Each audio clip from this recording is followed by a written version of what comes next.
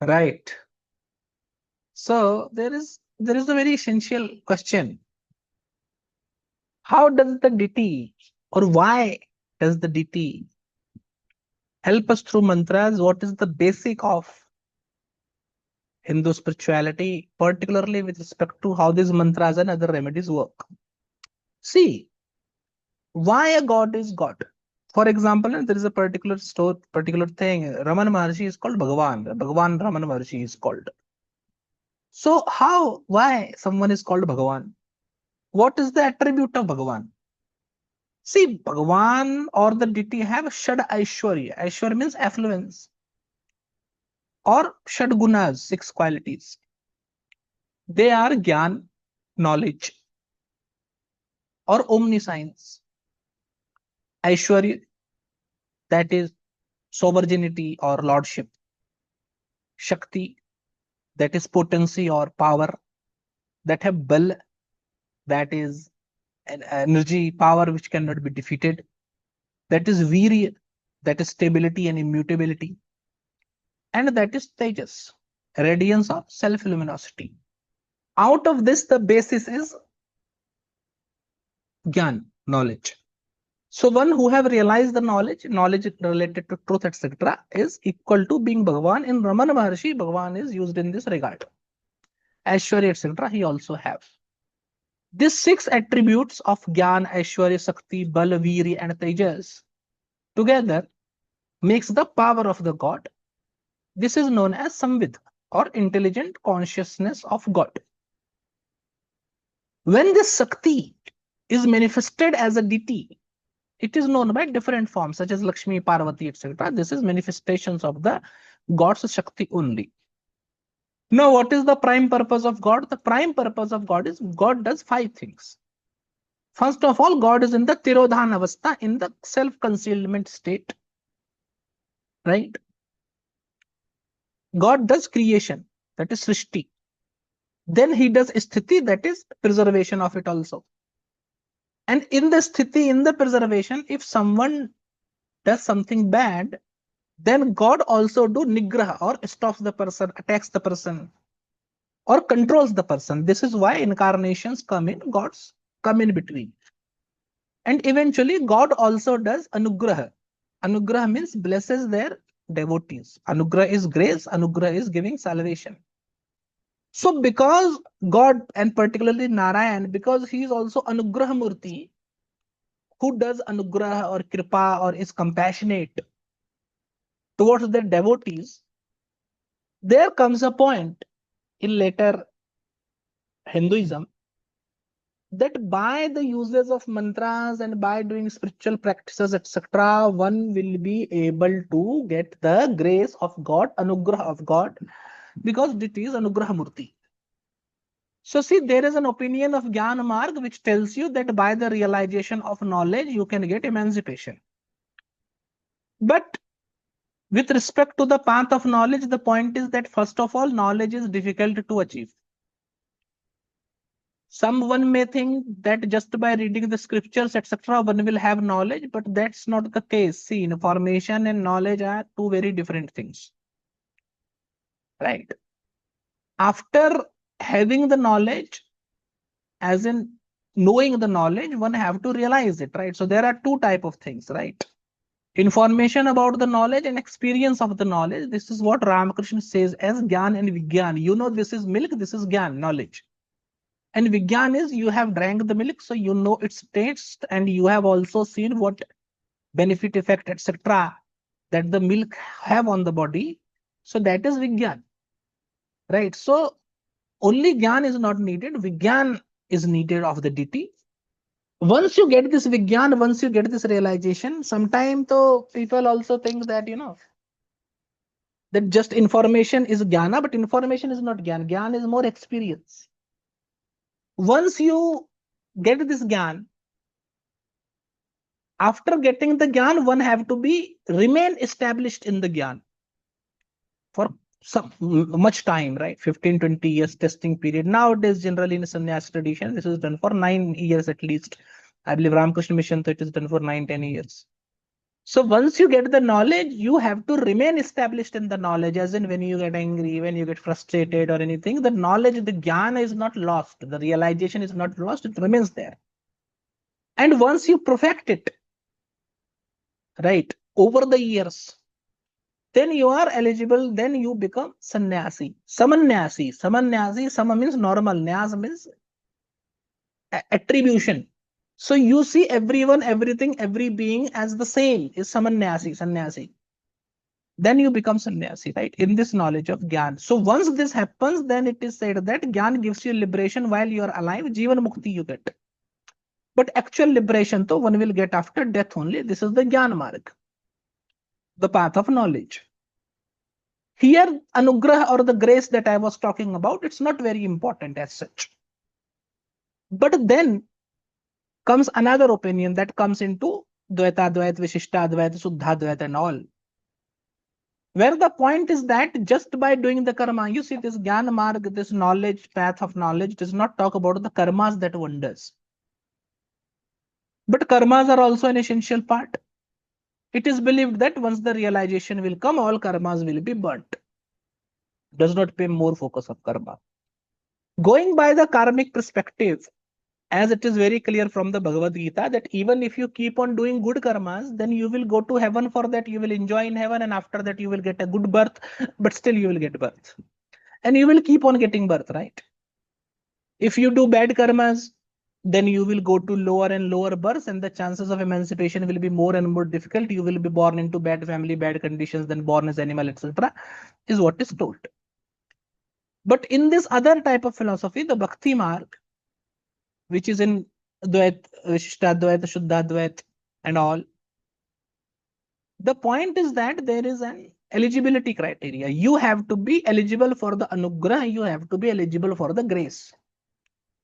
And for that eligibility, first of all, you have to lead a dharmic religious life. And as living the dharmic religious life, you have to make yourself capable or contender for contender for grace, contender for anugrah. And once you make yourself the contender, you should wait for the grace, right? The grace will come. But in this process, you see, practically what I have seen, all of these things that is being talked about, grace and all, path of knowledge, this you can only have when you have a good, peaceful, happy life. Someone who is very much into need, having a strong desire, cannot concentrate, cannot focus, it completely goes out of this concept itself. Someone who is in want, someone who is in need, someone who have a scarcity, to be honest, cannot tread the spiritual path at all. Someone who is often disturbed by enemies, obstructions, poor health, and all of these things, they cannot focus on either of this path, not of bhakti nor of jnana, because misery and other problems are so very real. So that's why in the later tantras comes the concept of anugrah, that God is gracious. And though he can directly grace you, but there are also ways to have his grace. This is where the mantra, tantra, yantra comes into play. For example, for someone to be able to concentrate and devote 100% of their to God, they have to make sure that they don't have any tension, they don't have any want, they don't have any affliction, and to remove it only. Tantra is there with its mantra and yantra, which one should practice and make their life tension free. That's the purpose. And I believe that's the Hindu philosophy. That is the opinion of Hindu philosophy, which is my own interpretation. You can disagree with the interpretation. Don't worry about it. Be very free to disagree. But this is my understanding related to it.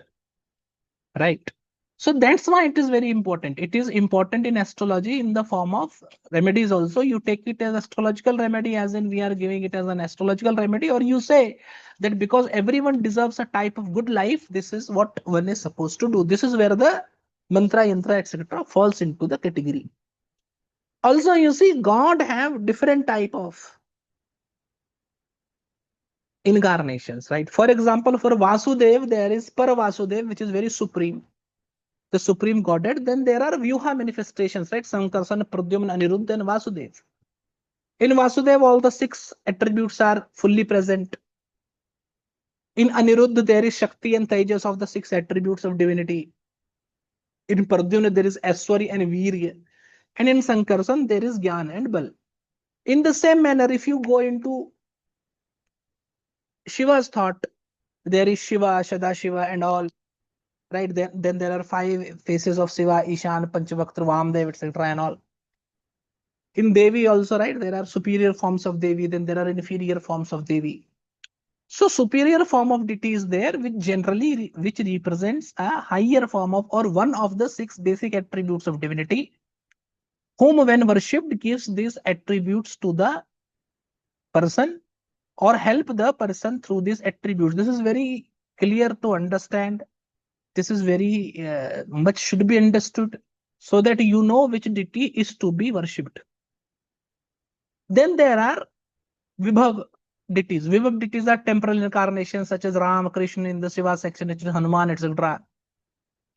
In the Devi section also, there are many incarnations of Devi that is considered. Now there are a few things, right? If the life is very good and one wants to get knowledge, bliss, etc., spiritual progress, etc., then it is better to worship superior form of deity. So Shiva, Shadashiva, etc., Sankarsan, Pradyumna, Niruddha, etc. If one wants to particularly, if one lacks something, right, because 6 qualities of divinity is there, and if particularly one lacks something, then it is also better to worship that form of deity which particularly represents that Shakti. For example, Aniruddha indicates Shakti and Tejas. So for physical weakness, etc., and for the Tejas, Tejas is like many bad people are able to force you to do something that you don't want to do. This is lack of Tejas. Tejas is sovereignty, a type of, where you are not oppressed by people, circumstances, situation. But if it is not happening with you, you are being oppressed by person, circumstances, etc., then you have to worship the Tejas form of the deity. Right? The fiery form of the deity, a form of deity which represents the Tejas. So which deity one needs to worship is to be particularly decided. I am no way saying that if you worship Ram, then this cannot happen, that cannot happen. It should not be taken in this way. But going by this particular philosophy, this point becomes very clear that these other mundane incarnations of the deity generally deal with mundane results. For example, Rama Vigrahavana Dharma. If someone wants to follow Dharma, if one is not able to follow Dharma, then worshipping Rama will be good. But you see, it's not that easy. For example, in the Mantra Shastra, you say Ganpati is considered a lord who removes obstructions, obstacles, and all. But there is Shakti Ganpati mantra also, which gives power. Right? There is a Ganpati mantra for child as well. There is a Ganpati mantra for wealth as well. Right? So all the deities are able to fulfill all the activities that you want. So it's a two-way process. Either you take the deity and choose a suitable mantra, choose a suitable yantra, or choose a suitable form of deity, whatever you do. So whatever I'm explaining to you is a one-pointed approach, and there are multiple facets to it. But in this video, I choose to present this type of philosophy, particularly telling you that though it is not exclusive, right, or it's not only this way, multiple point of views are available here, but still, this is the point, right? So either you choose the mantra suitably or you choose the deity suitably, and in the choice of the deity, this will be the point. But keeping in mind that for any deity, any type of mantra you can choose, and the mantra fulfills the purpose. And apparently with, mantras, nyas, etc. will also become different, right? So it can be the same mantra with 2 different type of nyas or 2 different type of other auxiliary practice, different type of dhyanas, which fulfill altogether different purpose, right? So this is something that have to be kept in mind. Right. You see, this Atman, this soul on this world is also bounded by Maya, which is the divine delusion or the veiling power. This veils the reality for an individual, and an individual feels that he is separated from the Godhead, he is limited, and he is bound by desire. It is a form of Shakti only, it is a form of the power of deity, or you say it is a form of Devi, which leads to Tirodhan, or the concealment of God, right? So as you get into Maya and as you feel you're separated from the God, for you the God disappears, right? The realization of the same, that God have not disappeared, it is only Maya which is blinding you, is what is done into spirituality. And not religious practice, not mantra, etc. This is what is done into spirituality, right? So you uncover the veil, you become Mayatit, You go beyond the Maya, and going beyond the Maya, you see the reality and see your connection once again. For any deity, a deity represents in three forms, right?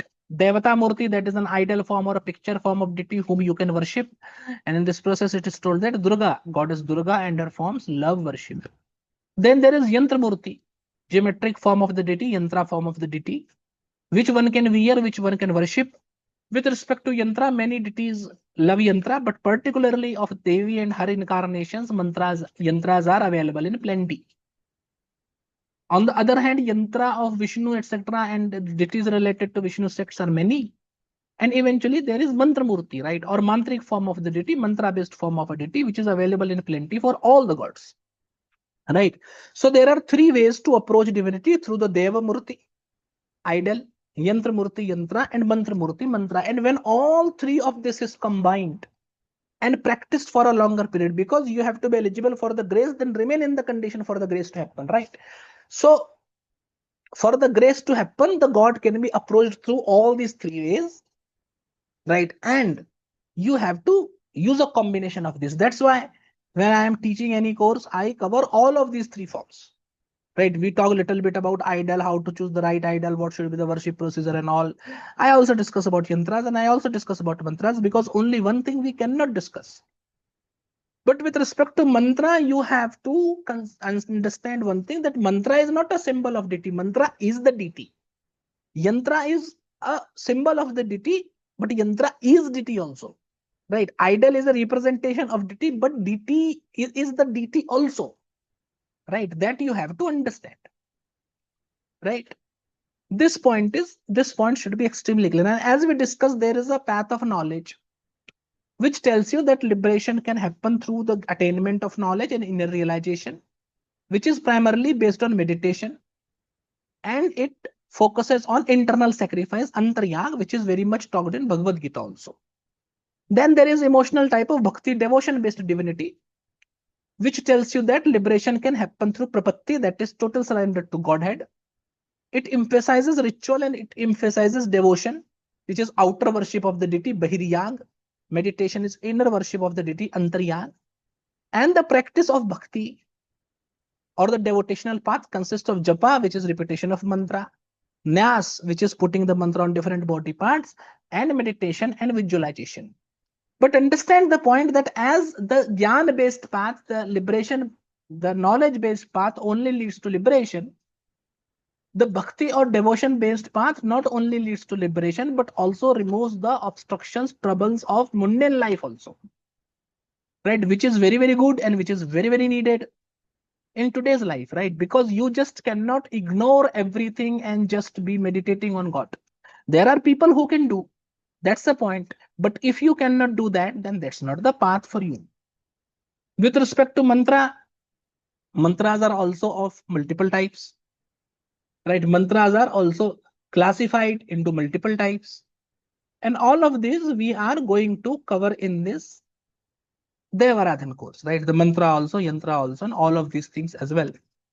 But particularly, I wanted to make this video to give you more clarity with respect to, right? Because there was a particular class earlier that I was doing where I posed a question to my students that the religion of Vedic religion, which is very much well condensed into Upanishads into the form that, that spirituality is meditation, contemplation, and yearning for emancipation.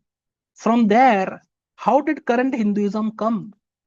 Current practice of Hinduism come, which is very much dependent on ritualistic worship, Bahiryag.